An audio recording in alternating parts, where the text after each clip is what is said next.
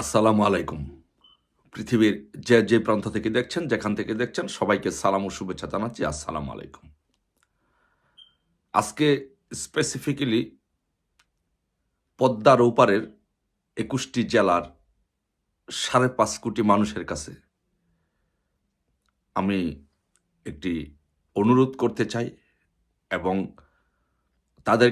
তাদেরকে জাস্ট একটু পদ্মার ওপারের ৫.৫ কোটি মানুষের কাছে আমি একটি বিষয় তুলে ধরতে চাই।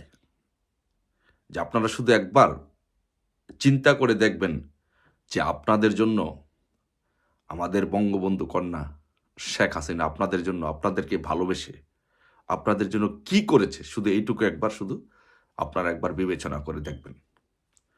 দেখেন, আমি যখন ঢাকা বিশ্ববিদ্যালয়ে পড়তাম, ঢাকা বিশ্ববিদ্যালয়ে পড়ার সুবাদে, ছাত্র রাজনীতি করার সুবাদে আমার বিভিন্ন জেলার মানুষের সাথে যোগাযোগ ছিল এবং পদ্মার ওপারে বিভিন্ন জেলায় আমার যাতায়াত ছিল। বিশেষ করে ঢাকা বিশ্ববিদ্যালয়ের এক সভাপতির বাড়িতে আমার নিয়মিত একটা যাতায়াত ছিল, যার জন্য ওই পদ্মার ওপারের বিষয়গুলো সম্পর্কে, যাতায়াত সম্পর্কে আমার মোটামুটি একটা ভালো অভিজ্ঞতা আছে। সে অভিজ্ঞতা থেকে বলছি যে আমি যখন বিশ্ববিদ্যালয়ে পড়তাম, আমি যখন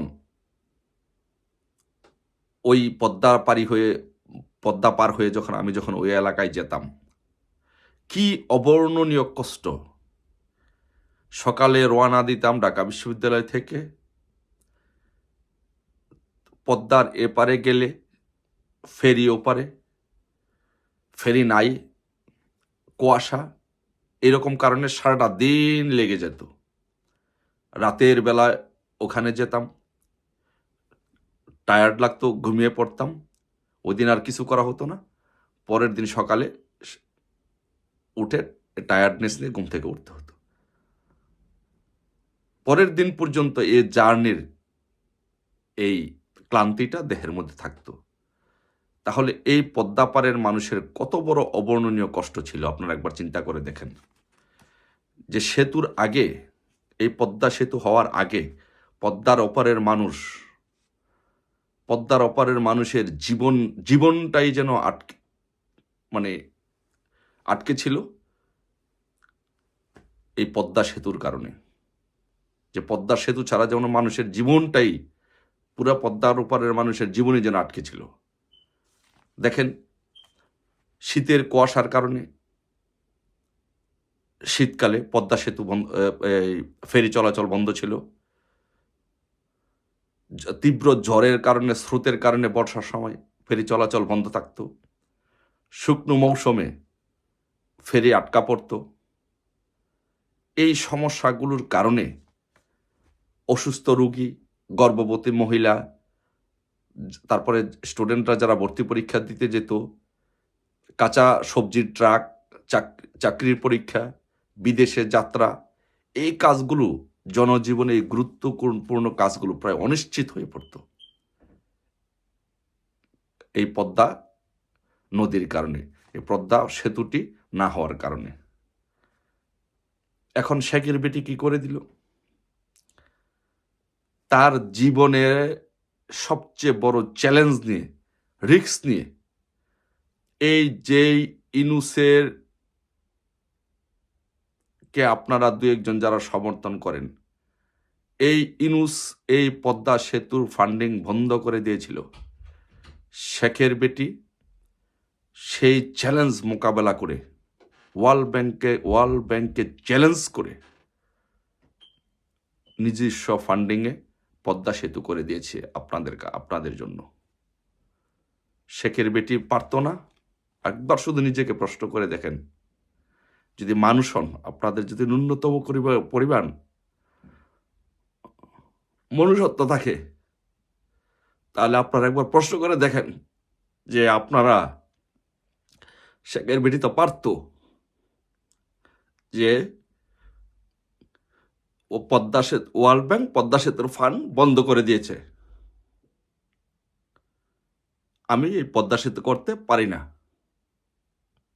পারবো না, এই উসিলা দিয়ে শেখের বেটি তো পদ্মা সেতু বন্ধ করে দিতে পারতো, তাই না?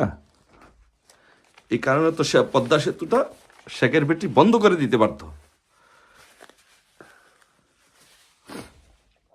কিন্তু শেখের বেটি চ্যালেঞ্জ দিয়ে ওয়ার্ল্ড ব্যাংকের বিরুদ্ধে দাঁড়িয়ে, ইউনুসের বিরুদ্ধে দাঁড়িয়ে আপনাদের জন্য এই পদ্মা সেতু করে দিয়েছে।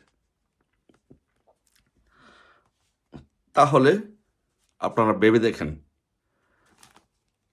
শেখ হাসিনা প্রত্যেকটি কাজ আপনাদের জন্য, এই জনগণের জন্য জীবনের চ্যালেঞ্জ দিয়ে আপনাদের জন্য করছে,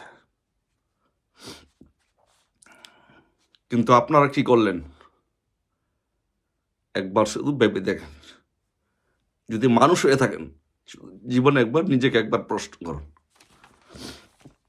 দ্বিতীয়ত, যে পদ্মা সেতু, এলিভেটেড এক্সপ্রেস, কালনা সেতু, বরিশাল বিমানবন্দর, ফরিদপুর বিশ্ববিদ্যালয়, পায়রা পোর্ট, বেনাপোল সহ, পায়রা পোর্ট সহ আপনাদের এই কাজগুলো শেখ হাসিনা আপনাদের করে দিয়ে আপনাদের জীবন মান সবকিছু উন্নত করেছে।